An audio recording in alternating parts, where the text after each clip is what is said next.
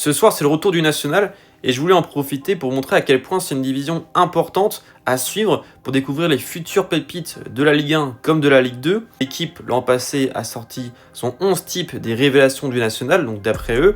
Et vous allez voir, il y a pas mal de joueurs qui ont réussi à s'imposer soit en Ligue 1, soit en Ligue 2. Bon, déjà, il faut savoir qu'il y a pas mal de joueurs qui étaient prêtés par des clubs de Ligue 1, notamment le gars à un but, Mathieu Potouillet, qui était prêté par l'Olympique Lyonnais du côté de Sochaux.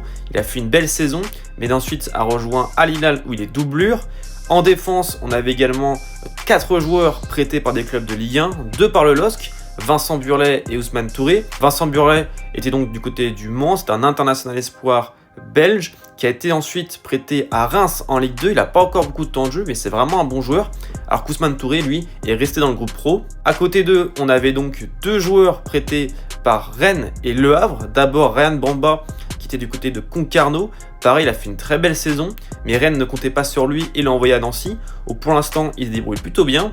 Et du côté de Thierry, c'était clairement le meilleur défenseur du national, un joueur qu'on attendait du côté du Havre cette saison, mais finalement le Havre a été un peu obligé de le vendre du côté du Dynamo Kiev en toute fin de mercato, là où il joue pour le moment la Ligue Conférence et se débrouille plutôt bien.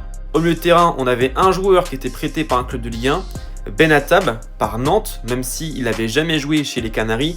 Il avait d'abord été acheté à Bagne avant de le laisser en prêt jusqu'à la fin de la saison. Pour ceux qui ont suivi le début de saison en Ligue 1, vous savez à quel point c'est un super joueur de foot, même si là il est un peu plus en difficulté.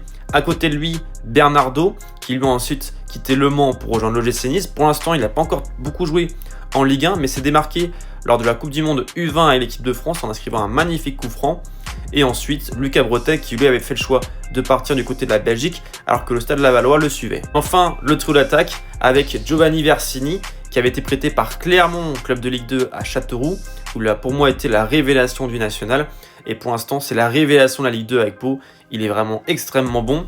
Devant, Freddy Bemba, attaquant de Versailles, qui a ensuite rejoint Charleroi.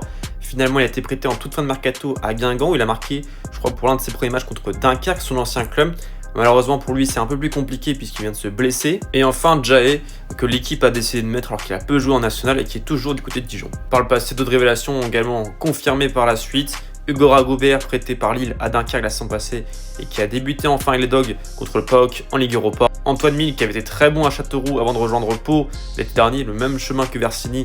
Lui joue désormais à 3 avec également Ifnaoui du Restart, qui a également été transféré cet été. Et franchement, 3 est leader grâce à cet homme et à Ifnaoui. Et même on peut penser à Minemia, qui est actuellement meilleur passeur de Ligue 2 avec Guingamp, qui a fait une très grosse saison l'an passé en provenance de Martigues.